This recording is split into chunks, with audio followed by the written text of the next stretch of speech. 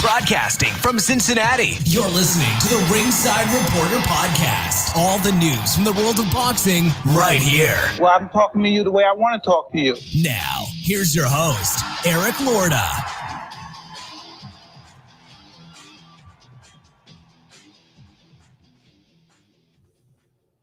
Uh-oh. We are live. Welcome to Ringside Reporter Show, where we talk about the latest boxing news. If it's related to boxing, we'll talk about it here. My name is Eric Lorta, and I'm here with my co-host, Joe Habib. We have a great show for you today, and if you want to call and ask questions, you can call in right now at 323-870-3857, and we'll be here till about 8 or 8:30 tonight. We'll see. We'll see how long it takes. We'll see what we get to. See what topics come up, Beeb. Today, we are going to talk about our fantasy matchups. We got a boatload of news as well, but our fantasy matchups today in the fantasy tournament, Muhammad Ali versus Evander Holyfield and Lennox Lewis versus Vladimir Klitschko. Beeb, you know what I know? A lot of people like online either love these or hate these. There's no real middle. I don't understand that. Like, I kind of, I mean, everybody does this. A lot of people are doing them now, yeah. Even BT Sports doing them. BT Sports doing them now too. Well, I'm glad you brought that up, B, because BT Sports is doing the exact same thing we're doing. In fact, they have almost the exact same fighters, almost the exact same fights. Pretty odd. Listen, but hey, I'm just saying. They copied it, man. They copied it. What are you going to do? They're biting our style. They're biting. That's right. They're biting our style. What are we going to do? We're the little guy, B. We're the little guy. That's it. We just take our credit. That's all we do, and accuse them of stealing. All right. We are going to start off with our train wreck of the week, Beeb. Beeb, boxing's back, and it's back in a big way in Nicaragua. All right. Last night, Ramiro Blanco versus Robin Zamora. Both of these guys, lightweights. Robin Zamora wins by unanimous decision over Ramiro Blanco by the scores of 77-75 twice and 78-74. Who cares? Nobody. I think one guy was 16-7 or something like that. Listen, nobody cares. Listen, you will never hear about these guys again. I'll tell you about the co-main. Freddie Fonseca versus Alain Aguilar. Junior welterweights. Fonseca wins by TKO at the end of the fourth when Aguilar would not come out for the fifth. Listen, again, a fight that I could care less about. Beeb, have you heard of these guys at all? Not since you mentioned them to me. And people were actually mad that ESPN didn't pick this up or that it wasn't televised in the U.S. For real? Really? You were bothered by this? Listen, if this fight was on any other time, listen, here's how if this fight was on any other time, I probably wouldn't have watched it anyway. But the fact that this was in quarantine and Beeb and I didn't go to YouTube or didn't go anywhere else to go out of our way to watch this fight lets you know exactly what we thought of the fight, okay? So now, you may ask yourself, Eric, you're being very hard on him. Why is this not the train? Why is this a train wreck of the week? Let me break it down for you. The fight took place in Nicaragua. We should have known this was going to be a train wreck from the word go. First of all, they had an audience for the fight. Why you're going to put an audience in this time right now with this thing going on, with this COVID going on, you're going to put an audience down? Listen, I don't know. But hey, they decided to do it, so hey, more power to them, right? They stated that the audience was separated by 1 meter seating. All right, so everybody was like 1 meter apart. I'm sure that lasted for about all of 30 seconds. At the weigh-in, Beeb, this was at the weigh-in. The fighters wore masks. Let that sink in for a minute, okay? They were so concerned about safety. The fighters wore masks at the weigh-in. Great. What are you guys going to do on fight night? Going to wear masks too? No. Why would you wear a mask? Really? Stop it. There are pictures of the fighters wearing masks to the ring. All right. What is that going to prevent? Really? What are you looking to prevent at that point? Prior to the fights, I'm not lying about this. I saw video. We've seen pictures. We see the boxer in the ring being sprayed down with some sort of disinfectant before the bell rings. Yeah. Yeah, that was my sentiment too. He's being sprayed down with some sort of disinfectant. I don't know what it is, and I don't know. I honestly, I don't know what was in there, but they were spraying him down. Stupid. All the sweat that comes off your body and it goes and flies, all contagious. If you have that stuff, it's all contagious now. All right. If you get cut and you bleed, the other guy, all contagious. What are you, stupid? Come on, man. This is embarrassing. The ring card girl had a mask on. The cornerman had a mask on. Good as that. We can't even see her face. Jesus. Pot to show her pretty face. Yeah, right? I mean, what about it? What's going on here? Again, if one of them was cut, that's not going to stop the transmission. Listen, here's the deal. All right. I'm all for having boxing back. All right. I'm all for having boxing back. I'm all for this. Okay. The problem is that you have to do it right. All right. Got to do it right. If you're not doing it right, then don't come back right now. Listen, I don't care. You don't have to have an audience. Get rid of the audience. You don't need them. All right. Get rid of them. All right.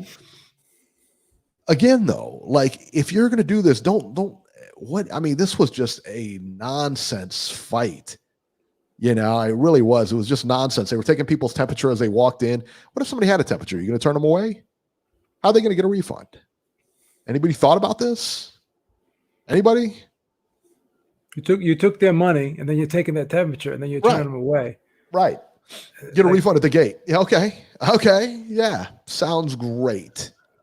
And you know what? They have to have and we'll talk about this too later in one of our other stories.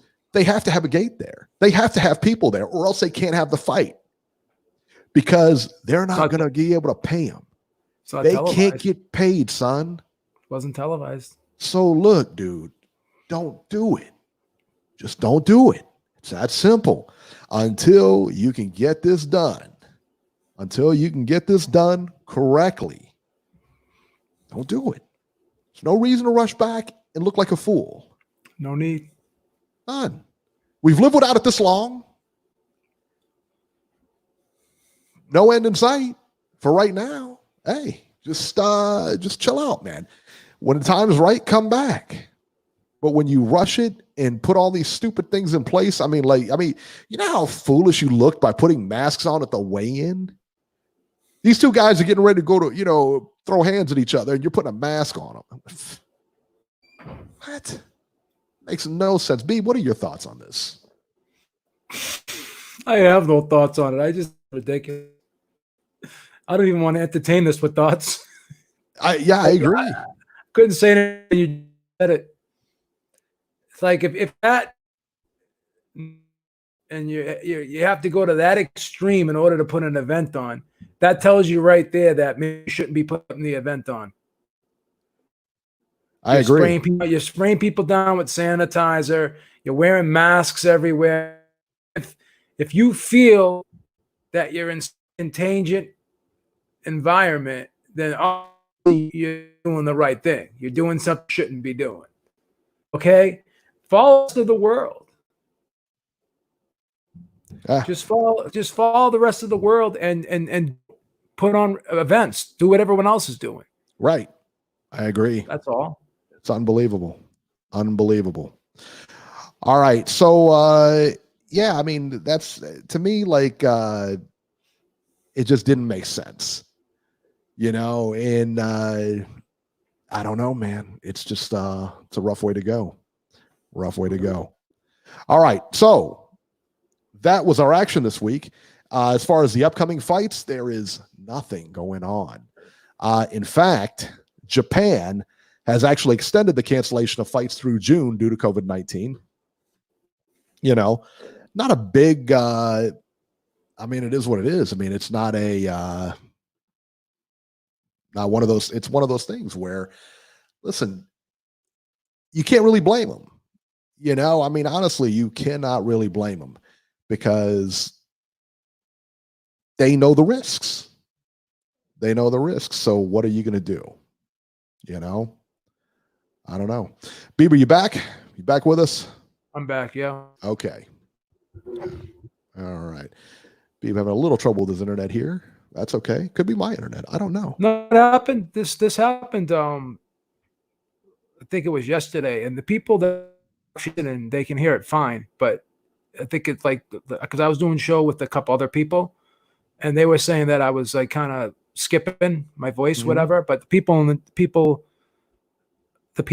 the in the chat and the YouTube, the people listening said that I sounded fine. So I don't know. Do I sound fine, guys? You guys hear me okay? In the chat, yeah. So how do I sound now? Do I better or? Yeah, I think you do. I think you do. Okay. I'm looking at the chat to see if anybody notices or anything like that. Yeah, because that happened before. I guess like I think it was yesterday when I was doing a show with Brian and Jesse and they were saying that I was going in and out, but yeah, I don't know. Centurion son, that's great news. He said his brother was diagnosed with COVID, and he was in the ICU for 6 or 7 days, but he's home now, tested great, and so that's good stuff. That's good stuff. Reese Mack and Raphael says you're both in and out, so I don't know. All right, so let's talk about this here. Our news and rumors before we go to our fantasy fights here. So Wilder, I'm hearing that Wilder may not be next for Tyson Fury. This is real interesting to me because Bob Arum did an interview with ESPN and detailing some issues with a third Wilder fight, okay? This is his quotes. He said, first of all, the immediate problem is that Fury is in England. There's a travel ban. How do we get Fury over here to get ready for the fight? Assuming we're going to go do the fight in the United States. You can maybe do the fight in the UK. Well, there's a travel ban in the UK. How do you get Wilder into the UK to do that fight? So that's a problem. Second, you have to do the fight with a live gate. The live gate for the last fight, the second fight in February, was 17 million.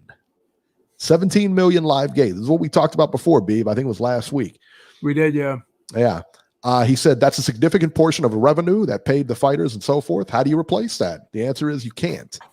Then thirdly, he said we charge $80 for a pay-per-view for a person buying at home. Two problems with that.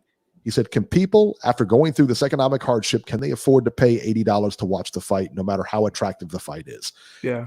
Quite honestly, I don't think this third fight is very attractive. I'll be honest. He said, and secondly, a lot of people, we know this from our surveys, who bought the pay-per-view, buy it, and likely have 10 other couples come over and watch the fight in their house. Everybody contributes money. How willing are these people going to be to open up their homes to big groups of people now? All of these are much harder issues to solve than just doing fights in a closed environment, which we will hopefully start to do sometime in June.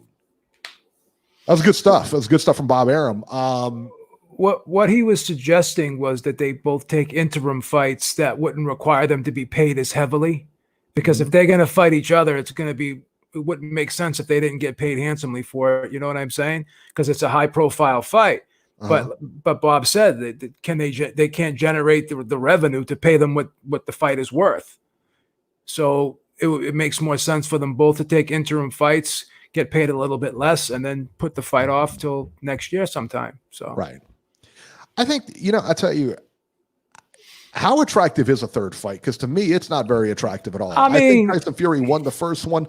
I think clearly he won the second one by knockout. So to me, he's won a decision. He's won a KO. And Wilder's coming off an injury too. And Wilder has been injury. He tore his bicep in his right arm. Now he's torn it in the left arm. He broke his hand in he broke his forearm. The guy's falling apart. I'm not trying to be disrespectful in any way, but the guy's body is breaking down. He's older. He's going to be 36 years old. Yeah. I don't see what he can do differently, what he can bring to the table that is going to make me could win this fight. Well, let's take a look at it. Let's take a look at the first fight. I thought he clearly lost a decision. We gave him 3 rounds in the fight. I think we gave him 3 rounds or two or 3 rounds, and those were both the knockdown rounds. I thought he was clearly outboxed in that first fight. The second fight, Tyson Fury went on the inside on him, bullied him around the entire fight, basically did a Wilder on him. and he got knocked out. And after the fight, he blames his costume, which just lets me know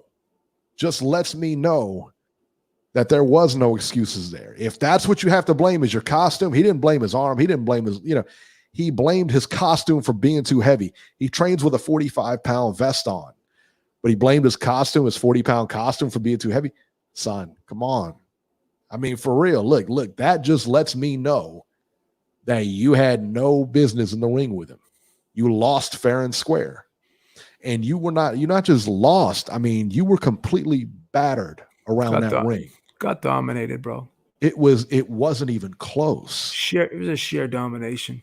100%. 100%. But it was embarrassing. Let's even look at the fight before that with Louis Ortiz. He was losing that fight. You know what I mean? Maybe he's starting to turn the corner. I don't know. Because, like I said, I thought he lost that first Fury fight. I know he clearly lost the second one. And, before he touched Ortiz, he was losing that fight. I think he was losing every round. So it's tough for me, if a guy gets knocked out in the 6th round, what are we doing this again for? What unanswered questions do we have? Something like that where it's such an emphatic victory. It's so definitive. You know what I mean? It's so conclusive. I don't know. I'm with you. I'm with you. It doesn't make a lot of sense to me. I don't know. Maybe I'm missing something. Who knows? Yeah. I'm with you, man. Because I'm like, I don't know, man. It's just one of those things where Fury I would have a hard time. I tell you what, I would have a hard time buying that fight again. Oh, I'll buy it again. I love Fury. I would have a hard time. I love Fury too, and I love Wilder, but I would have a hard time buying that fight. I mean, I don't like, me, I don't like rematches anyway. Yeah. If I've seen it before, I don't need to see it again. Well, now they're saying Golovkin doesn't want to fight Canelo again. I don't want to change. So it's like all these like. I tell you though, that's a smart move. Yeah. If I'm Golovkin, that's a smart move. Smart move. So it's like a lot Danny of Jacobs or something. Yeah, a lot of these potential rematches are starting to fall by the wayside because of the circumstances, And the way Wilder's been talking, I don't know. He sounds like a guy who's trying to find himself again. You know what I mean? Listen, your best days are behind you, man. He took the loss very badly. Yeah. Very badly. When you make up an excuse like that, you're disconnected from reality. Yeah. When you say it was my suit, not what the other guy did, giving the other guy no credit, this and that, son, you're disconnected from reality. Yeah, this was just it was a very bad loss. It's a bad look, bad loss, bad. And I hate kicking people when they're done. I really do. But this just kind of tells you something about the guy, the way the way someone reacts in defeat when things are going tough. They say who your friends are when things are going tough. When you're going through tough times and your friends scatter like rats or whatever, then like this is the same situation. Like you kind of find out about a person in how they deal with adversity. Yeah. They basically reveal their true self to you, and he's overcome a lot in life. I mean, he had a situation with his daughter, trying to put food on the table for her. He wanted to go to college. He wanted to play other sports, but he needed to make money now. So, I mean, in that regard, I think that he really, really had to dig down deep within himself and really focus on boxing and really determined in becoming a professional athlete and becoming a boxer and becoming a champion, going to the Olympics. So he was driven at that point, but somewhere along the way, it's almost like he was in a state of delusion because I don't know. It's like he just didn't want to fight Joshua. He kept saying one face, one name, but then he switched up and said, "Well, I'm going to go for 50-0." Like I don't know. Like something just happened along the way, and seemed like he got misguided, and And then he tried to like reinvent himself and be that like hostile guy that, right. you know, and I've said this before, and it's like, you know, when fighters think that they have to act a certain way to get attention, and they're not really being themselves and they're putting on an act, you could tell who's real and who's not. Like Tyson was that guy, because Tyson was born, you know, he was born, you know, in that, you know, he was born in the gutter. He was from the gutter, man. We know that. He was from the gutter, came up hard. You know, he was fucking robbing people when he was a fucking adolescent. You know what I'm saying? He was that guy. Deontay Wilder is not that guy. Devin Haney's not that guy. And you know, it's almost like Floyd Mayweather wasn't really that guy either. But they put on that persona, and Andre Ward said it best. He's like, you know, there's a misconception out there. There's a stereotype out there that, you know, black fighters have to be outspoken. They have to be controversial. But I'm not going to be that guy. He goes, I'm not going to make a fool of myself. I'm going to be who I am. So it's unfortunate because Sugar Ray Leonard didn't have to be that way. He was well received in the boxing world. You know, Evander Holyfield didn't have to be that way. Lennox Lewis didn't have to be that way. Anthony Joshua doesn't have to be that way. So, you know, be a good fighter without having to be a controversial figure, without having to be outspoken, without having to be hostile, without having, you know, if you want to play the bad guy role, then you're going to have to deal with of being that bad guy and playing that bad guy role. You have the negativity that comes with it. But, you know, Wilder just seemed to reinvent himself, and now there's no turning back. In other words, he wanted to be the heel, and it didn't work out for him. So he's got to deal with it now. Now he's got to deal with the repercussions. Well, and like I said, the thing is, I mean, he can put on, to me anyway, he can put on whatever persona he wanted. It doesn't really matter in the end. You still got to get in the ring, and you still got to fight the guy in front of you. And we've said this for a long time. There's flaws, and I've said it for the longest time. He is one of the most flawed champions you're ever going to see. But he's a champion, and he finds a way to win. To his credit, he finds a way to win. However, he's now stepped in the ring with a guy that can take his power. And it turns out he couldn't take the other guy's power. So now, but everyone kept saying that. You've been saying it for years. What if someone takes? What if someone? And again, this was really the only elite. Like Luis Ortiz was a good fighter, but this was the only like elite guy. Like this was Fury fought Klitschko, and he proved that he could beat an elite fighter at the top of his game. And then he went and came out and fought Wilder after a layoff and beat him, I thought. And then he comes back and beats him like decisively, knocks him out. Like Fury has been the underdog in all of his biggest fights, and he's always risen to the occasion. Now, you know, technically Deontay Wilder was like an underdog to Stavern, but he was like a plus 110 or something. It was basically very close. It was like it was virtually an even fight. Yeah. Like Fury's like when he fought Klitschko, he was like a 4-1 underdog, 5-1 underdog. When he fought Wilder, he was like I think he was like a 2 or 3-1 underdog, and even the rematch, he was like a 2-1 underdog, whatever, almost like 2.5, 2-1 underdog. Right.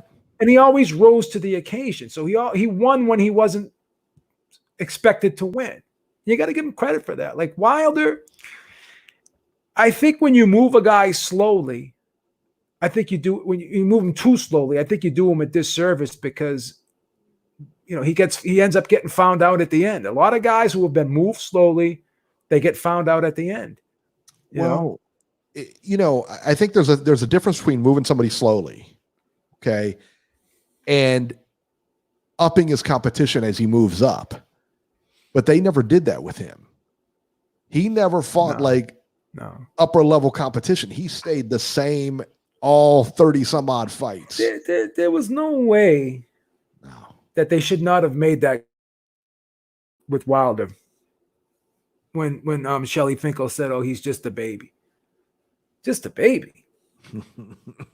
What was Joshua? A fetus? if he's just a baby? And like I said, man, I got I guess a Twitter argument with one of the PBC guys. Was it Buhari or something like that or whatever? Somebody had asked me if I guess he should have took the contract with Eddie Hearn or the Matchroom the 100 million contract or whatever. The zone contract. The zone contract, yes. And I said, well, hindsight being 2020, yeah, probably should have. Oh, you got no proof for that. Listen, Lou DiBella came out and said what it was. Lou DiBella came out and said it was a good deal. Lou DiBella got him the deal. And then he was, I don't even know if he was fired because I don't even know that he was hired by him. I don't even know that they were right. They were just like, I'm still skeptical. I'm not saying that there wasn't a contract in place, but my whole point of the matter was same situation with Canelo. Like, they signed Canelo with the intent to match him with Triple G, and the fight never happened. So, if my whole point was, if Deontay Wilder signs a contract and Anthony Joshua's on a fight to fight, technically Anthony Joshua is not mandated to fight Wilder. He still would have the option to say, no, I'm not going to fight him. Yeah. Dwayne M asked, after each guy's loss, who do you pick in an AJ versus Wilder matchup? I don't know. I mean, that's still, to me, I don't know either. That's a better fight than Wilder and Tyson Fury. Yeah. That fight ain't going to happen now, though. I think if it happens, it'll be like the Chavez-Taylor rematch. X amount of years too late and X amount of years that nobody cares. I mean, it's way past its expiration date now. But even with that DAZN deal, mm-hmm. even if the Joshua fight didn't come to fruition, he was still guaranteed. He was still probably going to get at least 20 to 25 million a fight, regardless of who he fought. Sure. So, and it was guaranteed money. He wouldn't have to worry about pay-per-view money. Now, he gambled on himself. Did gamble on himself. Sure. Did he make any more money not going the DAZN route than he would have going the DAZN route?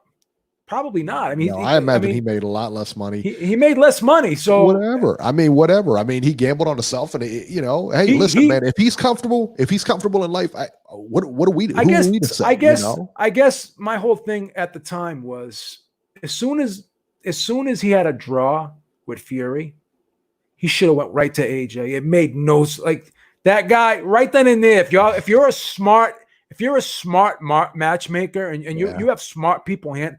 What did I say immediately after that fight? He should not take the rematch. No. He should go right to Joshua. Right. Because it's a better style matchup. Like Fury is a hard style matchup for anybody. He's a nightmare. If you don't have to fight Fury to become a champion, then you don't fight him. No. Then you don't fight him. Like I never would have took that rematch. But see now, Wilder thought that he could go into a pay-per-view fight with Joshua, put the fight on Fox pay-per-view, and he thought he could make 100 million or 80 million or something. It wasn't going to happen. No. Wasn't going to happen. Inflated numbers. I mean, they're inflated numbers. And, the thing is you think, I mean, he's got advisors. Shelley Finkel, he's got, like I said, Lou DiBella for a long time was in his corner. I don't know. I'm assuming he's not there anymore. He doesn't do business with Lou DiBella anymore. But Shelley Finkel's in his corner, and he's got decent handlers over there. Maybe it's him. Maybe he's just stubborn. Maybe he says, because the AJ fight to unify that division would have been the way to go. Yeah. Kevin, yes, we'll get to your call. Yeah, Kevin from Chicago is on the line. We'll definitely get to you. Just give us a few minutes here. No, Stavern was a slight favorite. Centurion. He was like a slight. What you remember that? Stavern was it was almost a pick 'em. It was almost a pick 'em, but he was yeah. Which I always thought Wilder was going to beat Stavern.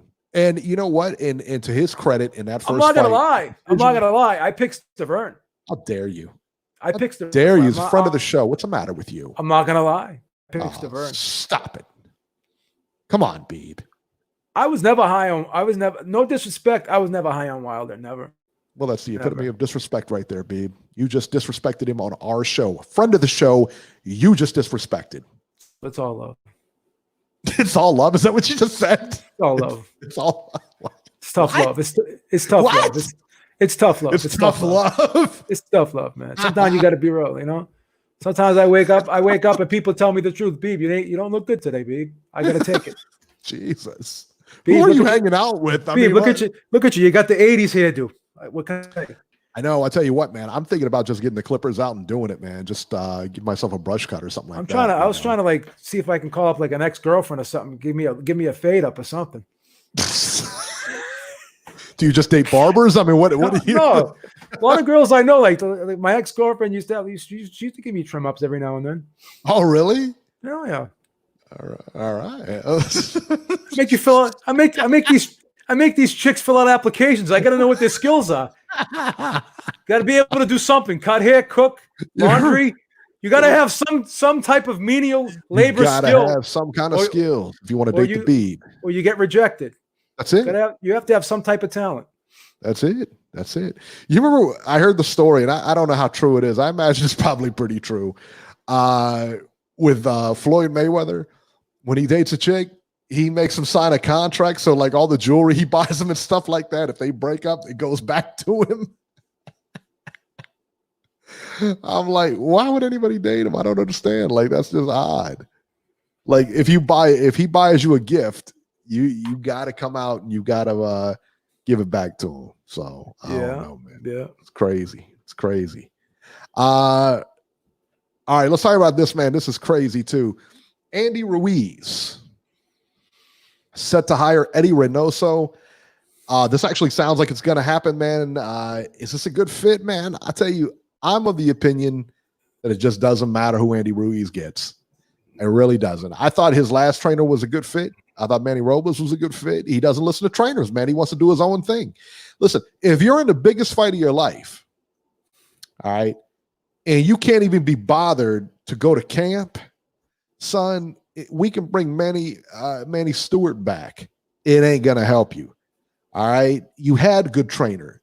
Eddy Reynoso is a great trainer. You had a good trainer. If you want to do your own thing, I don't care who you get, man. He may do well for a couple of fights, but then he's going to self-destruct again. I don't know, man. And JC says Reynoso doesn't fool around. Hey, listen, man, it doesn't matter. Robles doesn't mess around, but look, what are you going to do? I mean, if the guy doesn't show up, the guy doesn't show up. B, what are your thoughts on this? Bob Arum hit the nail on the head. What did he say? He goes, yeah, he'll get in shape for a few fights. Mm-hmm. And then go back to his old. He could buy him for a little while. Yeah, and he said, and all you got to do go on Ruiz's box rec, and you'll see like 2 fights will be at 250, 255, and like after that, like after fights, maybe 3 if you're lucky. Boom, 270, 280, 290, 300 again. Mm-hmm. He can't keep the weight off. He can't maintain consistency with his discipline. Right. So behavior is proof. And the empirical suggests that this guy cannot stay in shape for any stretch, long stretch of time, any significant length of time, because every time he'll look good in maybe 1 or 2 fights.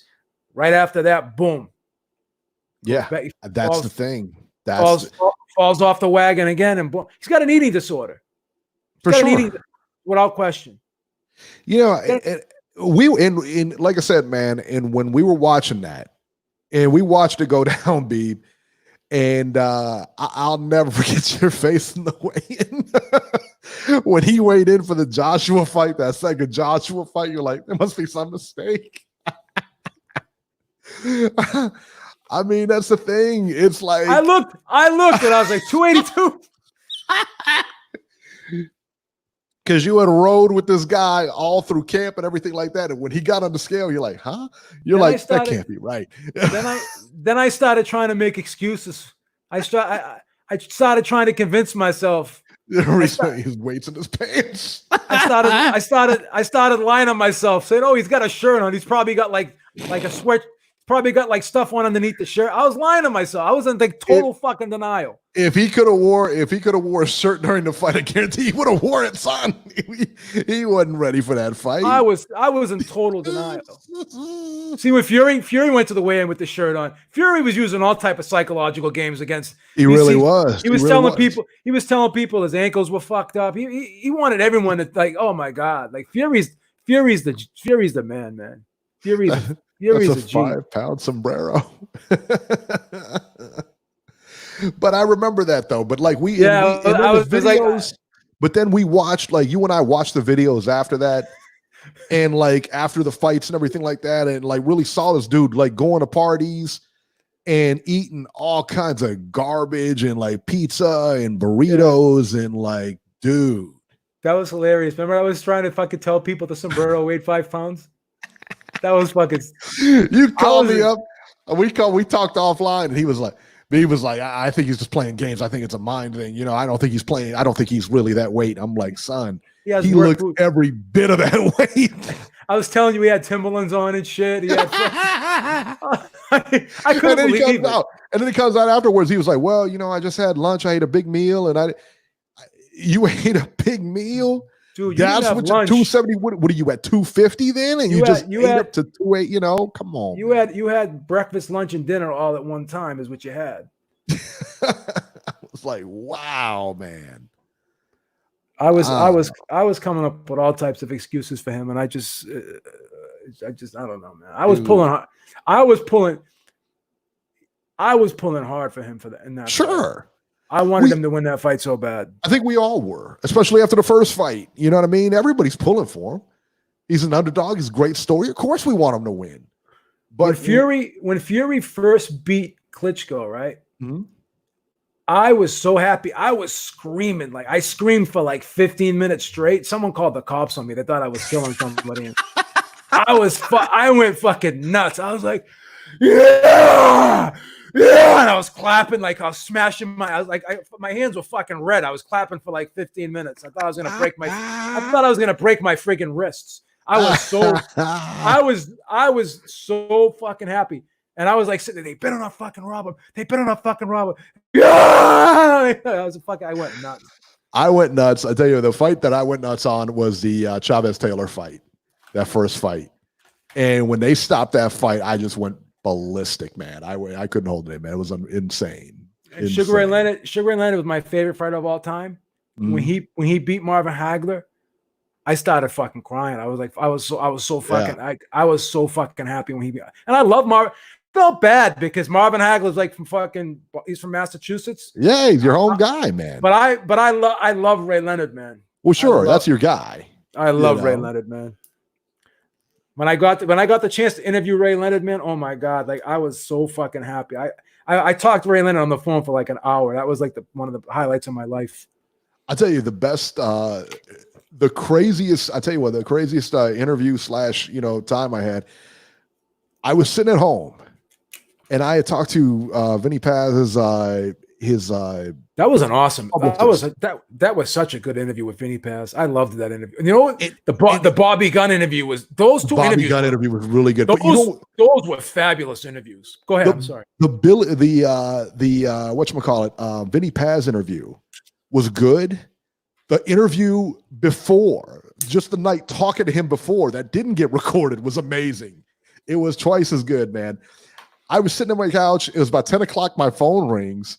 And he was like, hey, this is Vinny Paz. I was like, I'm like, it's 10 o'clock at night, And we just started talking. I mean, man. He was one of the coolest guys you'll ever meet.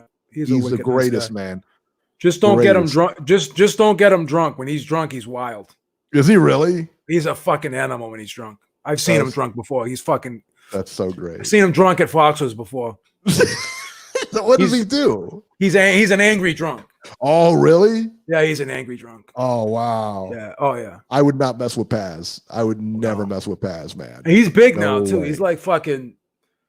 He looks muscled up, man. He looks muscled up. He's about 190 now. He's like a fucking little tank. Yeah, he doesn't look fat. I mean, he looks muscled up. No, he's solid. You know, Yeah, he's for like sure. he's like 5'7", 190, but he's not fat. So yeah, he's right. He's like a tank, man. It's crazy. He's a little fucking yeah. Yeah, it's nuts, man. All right, let's go to the phones real quick. 773 Kevin from Chicago. You're What's live. up, K-Dog? How you doing, baby? How's it going? What's happening, man? Fight with Fury. What Drop are we some waiting Sunday for? Night Knowledge. Let's get the show on the road. Fury versus Joshua. Fury versus Joshua. The thing is, everyone knows who the better boxer is. Fury's the better boxer than Wilder. The only thing is, Wilder can get lucky. This is boxing. 1 out of 10 times you might land a shot. Can't do it. This isn't tennis where the better guy wins. It's like freaking 10 out of 10 times Novak Djokovic is going to win. This is boxing where anything can happen, and it just seems like even if Wilder catches him and gets lucky, it's still like everyone knows Fury's the better boxer. He's the more talented boxer. It's just Wilder got lucky tonight. We've seen 2 fights. Fury proved that, and I don't know why you would want to risk that when you could put the step aside money. Let's get Fury versus Joshua. What do you think? I like it. And you know what? That's an easy, well, it is and it's not, because, you know, here's the deal. So just like we talked about the Bob Arum thing before, how do you know, both fighters are in the UK. So logistically, that's not a problem right now. Both fighters are in the UK. However, again, you got that 17 million, that crowd factor, you know, that gate factor. How are you going to make that up? I don't know that you can. But as far as once this whole thing passes, would that be the next one? I would love to see that more than I would love to see than him and Wilder, to be honest with you. But it's all got to factor in, because even once this whole thing blows over, we're still not going to see, you know, you got to wonder when we're going to get back to normal. You know, I don't know. Because they're not going to want to take pay cuts. I think it's going to be a while anyways, but yeah, I do too. Even when they do come back, though, I think it's going to be a while. But I think when they do, when things settle down and it gets back to normal, I think they're still going to do the fight Wilder versus Fury. But if it was up to me, they would go to get that oil money in Saudi Arabia, pay Wilder the step aside money, and get the real fight on. That's unified. They try to do that with Wilder and Joshua. And they were cowards about it, both of them playing games. Fury's not a coward. He'll step in and do it. Fury will fight them both. No problem. So, but you know what? Before I leave, I had to give a shout out to Beebs. I watched that show when you're talking about new media about a month ago. New media, that these people trying to act like, well, we're the new media, and they're act like they're credentialed, and they got no credibility. Nothing. And they just sit there in a little echo chamber. And you broke it down real funny. It was real good. But I'll leave it at that. Thanks for taking my call, guys. Bunch of cardboard gangsters. That's what we call them here in Beantown. Cardboard gangsters. They're not real. Kevin, thank you so much for your call. Cardboard gangsters, huh? That's what we call them. You know, I tell you, it's funny that you mentioned, you know, that we mentioned that as far as like the new media again. It struck me again with this weekend, the Nicaragua fights. There was somebody on there on Twitter. I'm not going to say who it was, but he was saying, well, how come, you know, it looks like, you know, the little guys were the only ones that were covering the Nicaraguan fights, blah, blah, blah, blah, blah, and how they're kind of like superior to the new, you know, the media and stuff. Yeah. Come on. Yeah, right. Yeah. You're real superior. Right. ESPN's not banging down the door to get you guys. Yep. Yeah, right. I mean, exactly. You know, and that's the thing, man. It's like, listen, the fight wasn't interesting. The bottom line is the fights were not interesting. And I'm as big a boxing fan as they come, and I know you are too. Listen, we weren't knocking down YouTube trying to see that fight. Listen, we were up at 4 a.m, freaking doing a live cast, freaking Floyd versus Tension. So don't tell us we're not putting in work. No, we're not hardcore. You know, I mean, come on, man. I mean, so he was like, "Whoa, how come nobody televised this fight?" And we got to. And then somebody commented, "You know, we got to rely on you guys for this kind of stuff." Come on, shut up. Just shut up. You guys, I'm going to tell you right now, everybody's looking for their 15 minutes of fame. You guys put way too much emphasis on how important you think you are. Because the bottom line is you're not ESPN, you're not the big boys, you're not the zone until you are. Yeah, you're not boxing scene. All they do is they go on boxing scene, take all their articles and friggin' grab the title from boxing scene and put breaking news in front of it and try to pawn it off as like they're breaking the story when they got it from boxing scene. Shut the fuck up. Stop. You know, and even if you do work for boxing scene, the bottom line is you're still not mainstream. Okay? You're not. ESPN, DAZN, Fox, those are the mainstream guys. Otherwise, you know, it is what it is, man. Stop trying to inflate what you guys want to be somewhere, put your nose to the grindstone, do some work, stop criticizing other people. That's it. It's the only way you're going to get there. You can't subtract from others to add to yourself. And listen, man, if you're and Beeb and I can attest to this, if you're in this for money and not because you love what you do, listen, Beeb, we're here every Sunday. We were here Easter Sunday. We're here holidays. You know, how much stuff, like family stuff, goes on Sundays? It just does. We miss all that stuff to be here at 7 o'clock on Sundays. And shout out to the people who get in cars and drive 5 hours to cover events and pay their parking and pay their hotel. Right. Shout out to them. But again, you know, if you want to make it, you gotta put in a lot of hours, man. It's not guaranteed, and even then, it's not guaranteed. There are a couple people that I do know that did put in work and did do well for themselves. And can do it full time, but they don't call themselves new media. But listen, they don't call themselves new media. Even the people that we know who do this full time, you make more money on a regular job. You do. I would say no question about it. And you know how you make more money on a regular job? How many hours do we really work a week, Eric? You and I? I mean, we get sick time, we get vacation time, and we get health insurance for virtually very cheap. Yeah. And I have like crazy sick time. I got like 5 weeks vacation.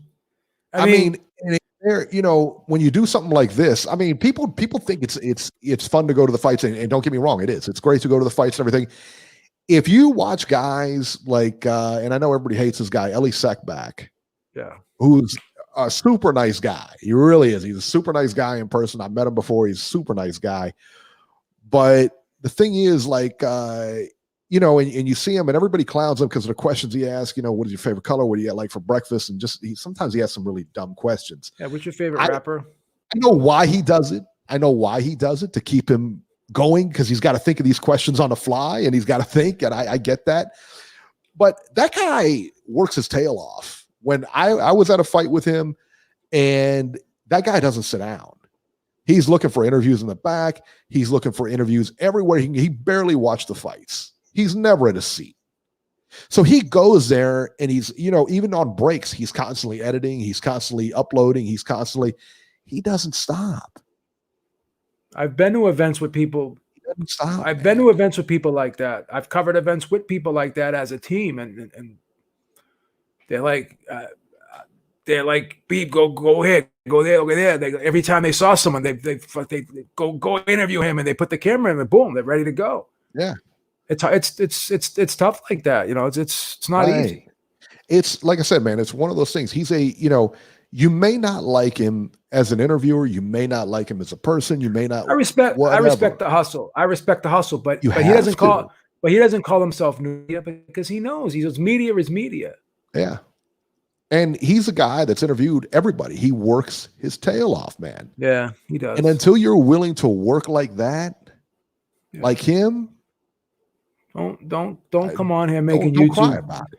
Don't come on here making YouTube videos acting like you reinvented the wheel. I've been on here since 2009. Yeah, I've been on here for 11 years, bro.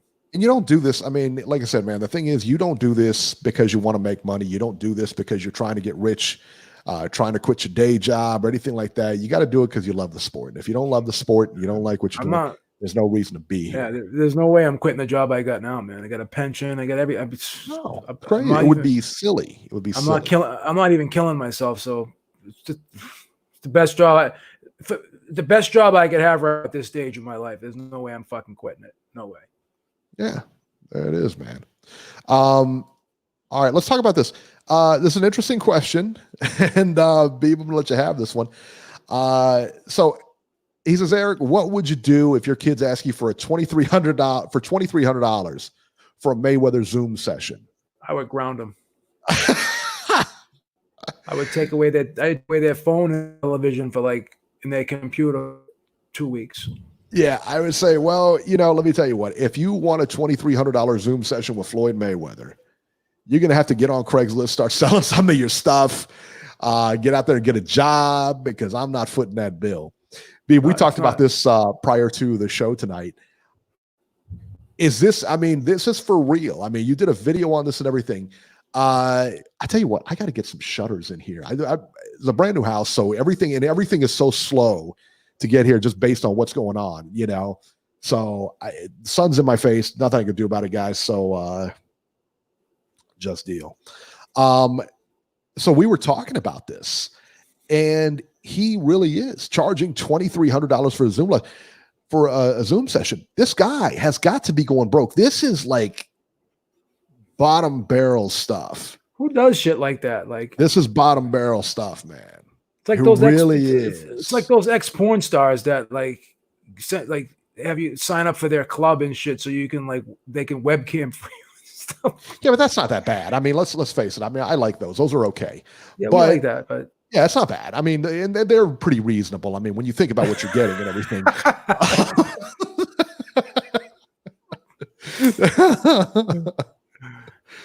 $2,300, dude. $2,300 to talk to a dude? Nah, I'm not doing that shit. To talk to a dude, like another guy. $2,300 is to talk to another dude. If I'm plunking down $2,300, it's not going to be talking to another guy. I'll tell you that. $2,300, B. That's fucking corny ass shit. I'm not doing that. What is that? And then you say what can you ask him? What did you say his eating regimen or something? What I'm doing in my retirement? What's my eating? I don't give a fuck what you eat. Who cares? Who cares What he eats? Oh, well, I eat Snickers at night, and I eat what? Who cares? I don't care what you eat. I don't need to know your exercise regimen. You can do more exercise than me. I know that. I mean, he's in shape. He's in really, really good shape. I get it. But I wonder, you think about it, if we paid $2,300, got him on the show, could we really interview him? Oh, because you have to be on Zoom. You can't send him a StreamYard link and tell him, hey, we're gonna have you on our show. That. Yeah, really, could you interview him in the sense that could you ask him really anything you wanted to ask? Because for $2,300, I'm going deep, son. We're going to have an interview for $2,300. If I plug down $2,300, this isn't going to be a snowball session where I'm just asking you what's it like to be, considered the greatest boxer, whatever. He doesn't answer questions anyway. So what's the sense of fucking paying money to ask him questions? Yeah, I mean, that's the thing, man. Listen, man, and nothing is going to be off limits for $2,300. I should be able to ask you anything I want to ask you. No question. It should be public. It should be my domain. Whatever I want to do. JC says for $200, we could probably get Sarah J. Yeah, I would say let's do that. I could get Sarah J on here. I can get her on here for $50. I'm trying to get Dr. Fauci on here, man. He's everywhere. Dr. Fauci. Twain Ems is going deep on Floyd for $2,300.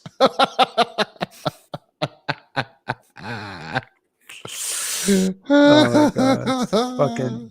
Oh my god! We got Deontay Wilder on here. We had Floyd on here before. We've had him on here before. Why would I pay $2,300 to get him on again? You know what I'm saying? Why would I pay $2,300 to get him on again, man? Come on, man. Ridiculous. Don't be silly. Fucking ridiculous. Come on, son. He's got to be going broke, son. It's got to be. Got to be, right? Why else would you charge that kind of, ridiculous money $2,300. I remember. Okay, so I remember when Undisputed Truth came through here. Went to go see it, and in the lobby, they had Tyson, like, not memorabilia. They just had gloves. They had like Tyson signed gloves. They had shirts and stuff like that. All right. I bought a shirt. It was way overpriced. I think it was like $40. I bought me and my dad one. It's like $40 or something like that, you know. And I looked at the gloves and I'm like, you know, I'd like to have a glove. I think that would be pretty cool. Signed by Mike Tyson. What, $300 for the glove? I'm like, that's a little steep, man. I'm not a big, like, I don't know. I'm not a big autograph guy, I guess. I don't know. I do have an autograph of Buster Douglas, though, signed glove by him, which is awesome. Well, he's from Ohio, right? He's from Ohio, Titletown, baby. He's from Columbus. He's from Columbus. Titletown, baby. Yeah. So I think that's cool, you know. And I mean, because you know he's from the hometown and stuff. But like somebody from like Mike Tyson or whatever, I mean, I think it'd be cool to have a glove, but I'm not going to pay $300 for it. You know what I mean? No way. I'm not going to pay that much money for it. You know what I'm saying? I mean, I would buy a belt for $300 if I'm going to buy something. You know, like memorabilia wise, I would buy like a belt or something like that, not signed or anything, but just, you know, whatever, like a, you know, I don't know. Yeah, JC Pavlik is from Ohio. I think he's from Youngstown, maybe, but he's from Ohio. I know that. Boom Boom Mancini's from Ohio too. Mancini's from Youngstown. Where is Pavlik? I can't remember where Pavlik's from. I can't remember where Pavlik's from. I thought he was from Youngstown. He's not from Youngstown too? I thought he was Youngstown or Akron, maybe. I don't know. No, I think he's from Youngstown too. That's possible. It's possible. Yeah. But, you know, but I wouldn't pay $300 for a Mike Tyson boxing glove. You know what I mean? I wouldn't, $2,300. I mean, what? And what do you, I mean, what, like your normal everyday guy who say he's got the money to spend, Floyd's his guy, $2,300 to meet your hero, whatever. What are you going to ask him? Would you pay $2,300 to meet anybody? I wouldn't pay $2,300 to meet anybody, man. I'd pay $2,300 to meet Barack Obama. Would you really? Yeah. To meet Barack? Really? Yeah. Nah. If I could interview him on camera, I'd pay $2,300 to meet Barack Obama. Reese Mack said if Tyson passes away, that glove might be worth more than $300. Maybe. I wouldn't want to interview Trump because he wouldn't, like, you try to ask him a question and he'd probably tell you to like you see when he's at those press conferences, like, and he goes, okay, enough, you're done. I would totally interview Trump. I wouldn't pay $2,300 to interview him, but you can't get a fucking answer from that guy. Like you try to ask him a question. He reminds me of like Lou DiBella. If you ever interview Lou DiBella, you start a question with Lou DiBella. Hey, Lou, so let me ask you, and then he just jumps, like, before you could get the question out, he already starts like answering your question. He's like, I know where you're gonna go with this. He just jumps right the fuck, just comes over the top on you, man. It's I hate it. I hate talking to people like that. We were real close. I don't know if you guys know this or not. I don't know if we ever told you. I told Beeb, obviously, but we were real close to interviewing Trump before.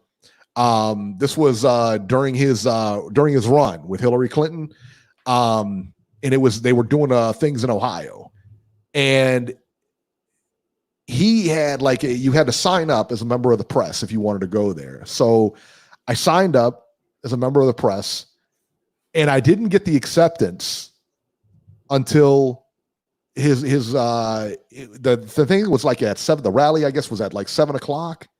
I didn't get the acceptance till 7:30 saying that we were in and we can go. I'm like, what? So we were actually invited. So I was going to take me and my brother-in-law, who's a big Trumper.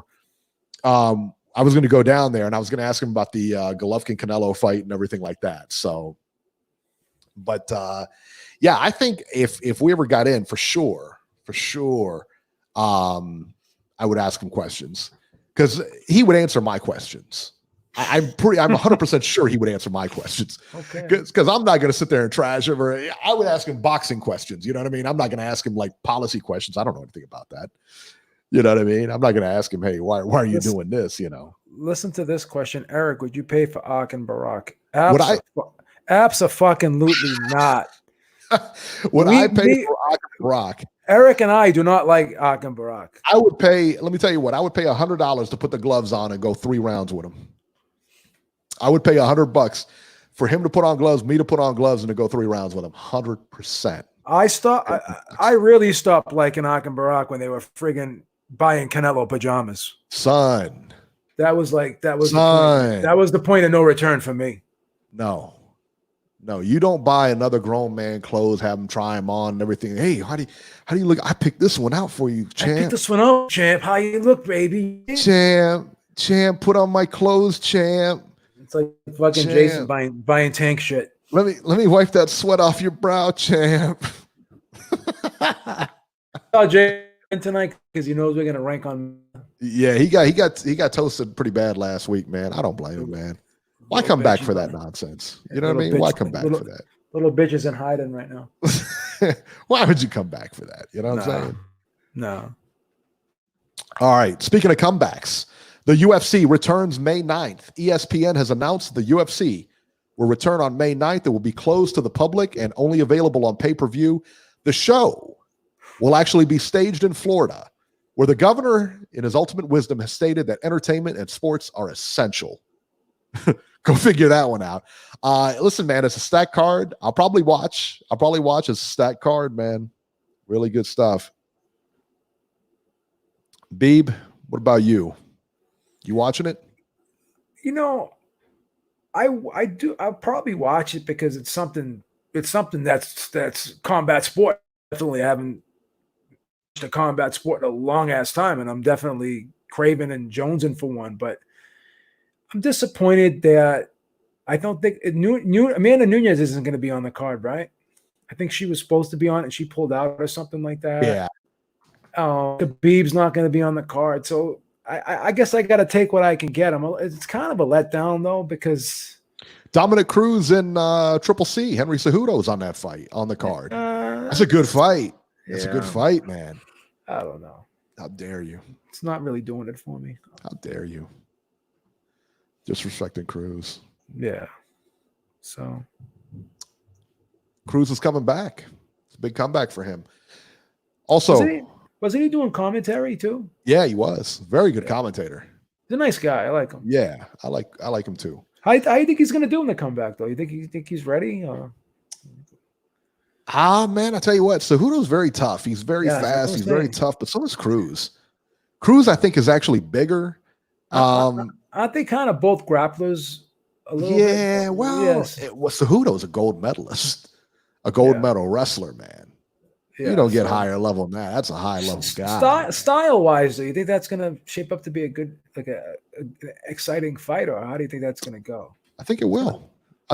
They both got contrasting styles. I think Cruz is very hard to take down, but I mean, listen, man, if anybody's going to be able to take you down, it's going to be Cejudo. Yeah, Cejudo. Yeah, Olympic wrestler. I think Cejudo's probably win though. Son, I got to do something about these shades, man. Look at this. It's all right. Can't even see me. I'm like a silhouette here, Beeb. We'll square it away next week. We will. Getting the fat head behind me. It's going to be awesome. We'll get it taken care of next week. Don't worry about it. Beeb Industries taking care of me. Marcos Maidana on the comeback trail, possibly. Maidana talked with Gilberto Mendoza, the head of the WBA, on an Instagram chat about coming back. He said he's got an upcoming fight against a kickboxer. I imagine it's like an exhibition or something like that. I don't know. I don't know really what this is, to be honest with you. I don't know. I haven't heard it. I haven't heard about this fight or anything like that, but he said he's going to use this kind of as a measuring stick for his performance and willingness to make a comeback. I got to be honest, though, man. I like Maidana a lot. I don't get this. I really don't get it. He's tried to make a comeback before, decided it wasn't for him. Time's not on his side. It's just not a good move, man. He's another guy that he'll wake up one day wanting to do it, and then a week into training, he'll be like, nah, I don't want to do it no more.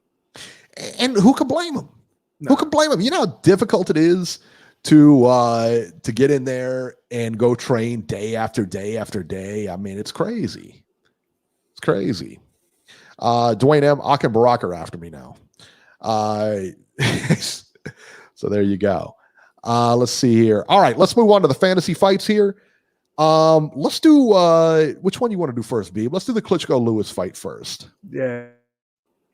I think that might be better. That might be a better option here. Let's do Lewis and Klitschko. Vladimir Klitschko versus Lennox Lewis, man. Let me tell you what, Vladimir Klitschko was a different fighter than his brother. We already saw Vitaly Klitschko, Lennox Lewis. That fight ended with Lennox Lewis winning via TKO, but he was losing the fight. Definitely a different fighter than Vladimir. Both guys similar but different, you know. His brother was a little bit more aggressive, and I think it served him well in his fight with Lennox Lewis. I think Vlad, though, will operate the same way he always did in his prime. He will try to jab. He's going to try to use that long jab, get his reach, get his distance, and occasionally drop the right hand in the mix. When Lewis gets close, he'll try to clinch him and grab him. Lewis isn't a bad inside fighter. He's not. He's not great, but he's not bad either. I think that Lewis actually has a better jab than Klitschko, believe it or not. I really do. But I also think, moreover than that, he has a better movement. Klitschko here, honestly, is outgunned in every department here. He's outgunned in speed. He's outgunned in boxing ability, because I think Lennox Lewis is a better boxer. I think he's got a higher boxing IQ. I think the way this fight goes down, I think Lennox Lewis will ultimately catch him with a right hand. I think he sets it up, and I think he ultimately catches him with a right hand. That doesn't necessarily put him away, but it puts him on Queer Street for quite a while. And I think that once Lennox catches him with that right hand, he'll catch him early, and he'll continue to dismantle him round by round. I look at the fights like Corey Sanders, that kind of thing. I think Lennox Lewis catches him. I think he's just too good of a boxer to not catch him. I think Lennox Lewis wins by 6th round TKO. Yeah, both guys are tall and lanky, and both guys fight from the outside very well. But as you said, Lewis has another dimension to his game where he can fight a little bit on the inside. He's got a nice little short uppercut on the inside, and he can shorten up that left hook on the inside as well. Klitschko, the jab and grab style, I don't know if it would work against a guy like Klitschko, against Lewis, because Lewis is a very aggressive fighter. Like he knows when to step on the gas, and he does go for the knockout. That doesn't mean that he's reckless in his attempts to go for the knockout, but he's got a very quick jab. You know, Klitschko's kind of got like a good timing type jab. He knows how to switch up the rhythm of it and kind of get you lulled into a false sense of security sometimes, because he throws it out slow, and then he'll just kind of like throw it like a snake charmer, and then he'll kind of throw it harder and you know, throw it with some authority. But Lewis has a lot more snap to his jab. He's more consistent with the snap, powerful type jab. It's not just a rangefinder. It's a punch that could knock you backward, and it's a punch that could actually throw you off rhythm and hurt you. And like I said, I think Klitschko is a guy who doesn't throw a ton of punches, whereas Lewis is more offensive minded. He's more aggressive. And I think because of that, I think he'll have Klitschko on the back foot a little bit. He'll have Klitschko trying to slow down the pace of the fight, and he'll have Klitschko trying to grab him. But I just think Lewis will be able to fight out of the clinches. And I also think that both of these guys have said to have questionable chins. But the problem with Klitschko is it's not just a durability factor with him, it's a fatigue factor. He gets tired as the fight goes on. He runs out of gas.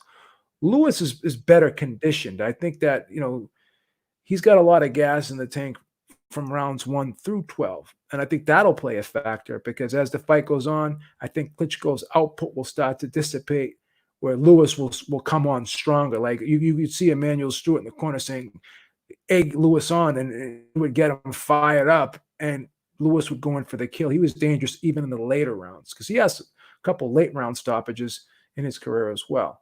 So I think overall, Lewis being the more aggressive guy, being the quicker guy, being the more versatile guy, I see him getting Klitschko out of there with a big right hand as well.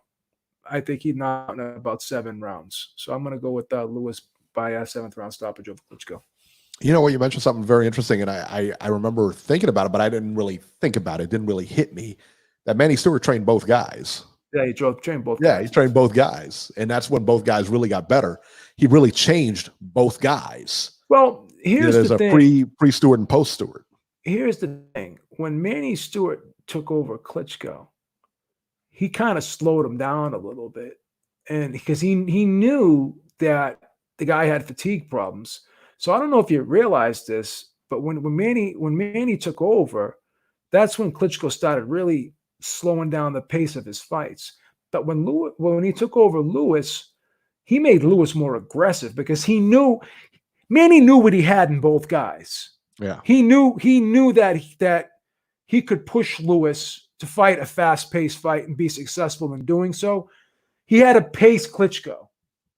That's the big difference. Klitschko, even in the Joshua fight, even when he hurt Joshua, he couldn't. He still was concerned about blowing his wad. That's why he didn't go in for the kill, because he was afraid of getting. He was concerned about getting tired. Yeah. Whereas Lewis would have finished Joshua in that same situation, same scenario. So I think that Manny added, some nuances to Lewis, had to switch up the hand positioning a little bit, showed him how to throw shorter punches on the side, and showed him how to really step in with the jab. Whereas with Klitschko, he just settled him down. Yeah. So your pick is Lennox Lewis by 7th round TKO? Knockout. Wow. Okay. Yeah, there we go. All right. Lennox Lewis advances to the next round. All right. Let's go to the big one here. This one, I tell you what, this was not a toss-up exactly, but it was very difficult. This was a very difficult one for me anyway. Muhammad Ali versus Evander Holyfield. Evander Holyfield is obviously aggressive, but the difference is he's very technical. If you could, when you do this, you talk a lot about like parallels. You want to try to draw parallels here, because you have a guy who's had a long career. Both guys had long careers. So who did they fight that kind of mimics each other so we can kind of get the idea of what this would have looked like? Evander Holyfield reminds me a lot of Joe Frazier in the sense that he's very aggressive, but he's better than Joe Frazier. He's very technical. And not that Frazier wasn't, but Evander Holyfield is a very, very skilled boxer. He's definitely more skilled than Joe Frazier was. He doesn't have the power of Joe Frazier, but I think he's more skilled. He does very well on the counters. Holyfield, I'm speaking of, does very well on the counters, has decent power. Ali has the edge in speed, but Holyfield has the edge in boxing ability. I think Holyfield is a better boxer, a better all-around boxer. Why do I say that? Because he goes to the body as well. All right. He can hit you up front. He can hit you up top. He can hit you on the bottom. He can counter you. He's just a skilled boxer. He's a skilled tactical boxer. Power-wise, I think it's a wash. Holyfield's a big guy, but hey, Muhammad Ali can hit. He's put people down. So is Holyfield. He's knocked people out. So is Holyfield. The one intangible, I think that maybe this fight actually comes down to his stamina. I've seen almost all of Holyfield's fights, and when he was a heavyweight, he tends to slow down the second half of the fight. And I talked about this a long time ago when I first saw Holyfield. I would tell anybody who would listen, as big as this guy is and as in great shape as this guy is, why does he get tired going down the stretch? And I've always said it, he wastes a lot of movement. The bouncing, if you watch him in his prime, the bouncing that Holyfield does during a fight, he wastes a lot of energy. That's a lot of wasted movement. He's always bouncing. And I don't know if he's excited. I don't know what the deal is. I don't know why his trainers never told him, hey, you just conserve your movement. Maybe they did. Maybe it's just him. I don't know. We've all seen Ali fight, and he had stamina for days in his prime. He could have fought for 30 rounds, it looked like. I think the big difference, honestly, here, I see this fight going a lot like the Frazier fights for Ali. I think it's going to be very difficult for both men. I see Holyfield wearing out or wearing down around the 9th round. Prior to that, I think it's a very close fight, but I think Ali pulls away in the championship rounds. I don't think he knocks out Holyfield or anything like that, but I see him winning a very close decision. But the decision won't be, it's going to be a very clear decision, put it that way. My pick is Muhammad Ali by unanimous decision. Yeah. When I look at Holyfield, because he's a little bit bigger than Joe Frazier, he reminds me more of a Ken Norton type.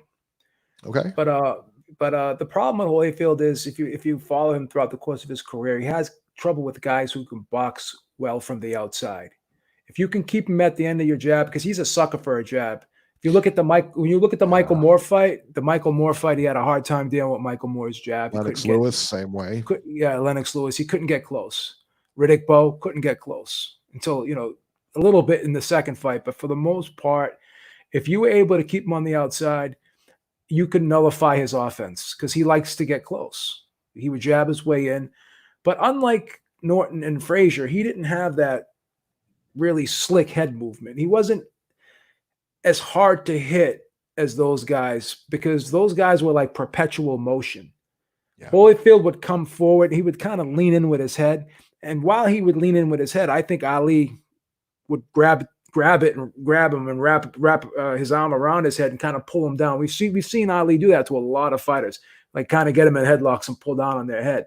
And by Holyfield leaning in like that with head first when he throws his right hand, I think that Muhammad Ali would be able to grab his head and kind of pull him down and knock him off balance a little bit and kind of throw him off rhythm and not allow him to get his combinations off. Now, Holyfield was a great fluid combination puncher. He was a very good inside fighter. He was a very good mid-range fighter. But like I said, he was about 6'2.5", almost 6'3", very close to the same height as Ali, but did not have the wingspan. Ali had a huge wingspan. He had like an 80-something inch reach, like 81-inch reach. So I think because of his reach and his ability to have a great jab from the outside, his ability to keep guys on the outside, and when they get close, his ability to hold fighters and kind of freeze the action on the inside, I think that Ali could actually slow down that output of Holyfield. I think Holyfield would not have the same output against a guy like Ali that he did against other fighters. I think that he won't be able to get those combinations off as easily against Ali. I think Ali will hold him a lot when he gets close, and I think Ali will constantly be circling him and constantly keeping his distance. And I think he'll just peck away with the jab, and land that occasional right hand in there. And I just think he'll frustrate Holyfield all night, just like Michael Moore did, just like what Lennox Lewis did, and just like what Riddick Bowe did. I mean, he had a hard time dealing with those guys. And I think because of that, even when Larry Holmes, the older version of Larry Holmes, fought Holyfield, he gave him fits. He gave him fits because he was able to outbox him from the outside. Yeah. So because of that, I just think that Ali will peck away. He'll grab whenever Holyfield gets close, he'll grab, and he won't allow Holyfield to get those combinations off up close. And I just think he'll frustrate him all night, and I think he'll get a nice 12-round decision against Holyfield. I just think he'll outbox him from the outside all night and constantly move, and Holyfield will have switching positions and keep trying to reset his feet, and I don't think he'll be able to get his combinations off. So I'm going to go out by a 12-round unanimous decision, pretty wide decision too. Wow. Okay. Yeah. I think, like I said, man, I think we both see a clear decision for Ali. You have him winning a wide decision. I have him winning a close decision. I have him pulling away in the last 4 rounds. I really do. I think he pulls. I could see like the first half of the fight being competitive. Mm-hmm. Sure. Then I could see Ali like pulling away, like winning like 5 of the last 6 rounds. Yeah. I don't know why. Is it just me, or did you notice a statement of problem with Holyfield as well? Yeah, Holyfield definitely got tired. Yeah. He got tired. You know why? Because I just think that, like you said, maybe a lot of wasted movement, but he was the type of guy that he tried, like, I just think because he was always in there with bigger guys, he had to work harder against them. Yeah, you know what I'm saying?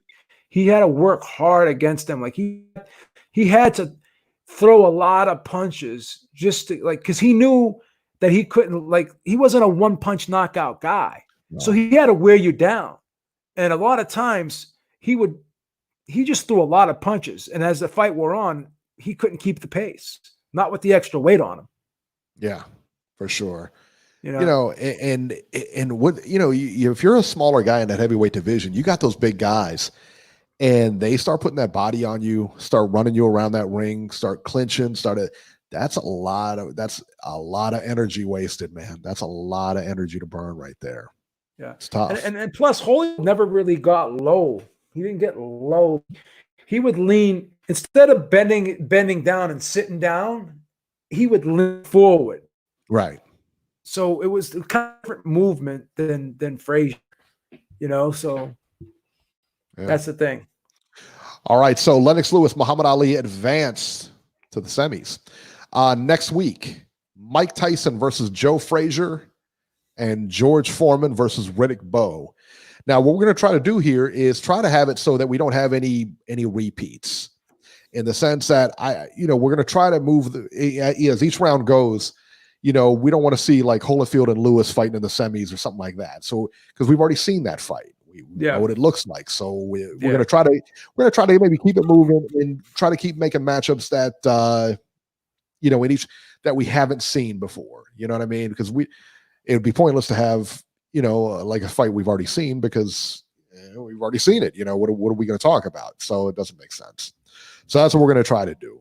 So, but next week, man, those are good fights. Mike Tyson and Joe Frazier, George Foreman versus Riddick Bowe. Crazy, Beeb. What are you going to do? All right, guys, that'll do it for this edition of Ringside Reporter. As always, you can catch Joe Habib on Twitter at JHabib1 and find our YouTube channel at ringsidereporterlive.com. I'm at Ringside 73, and we will see you next week.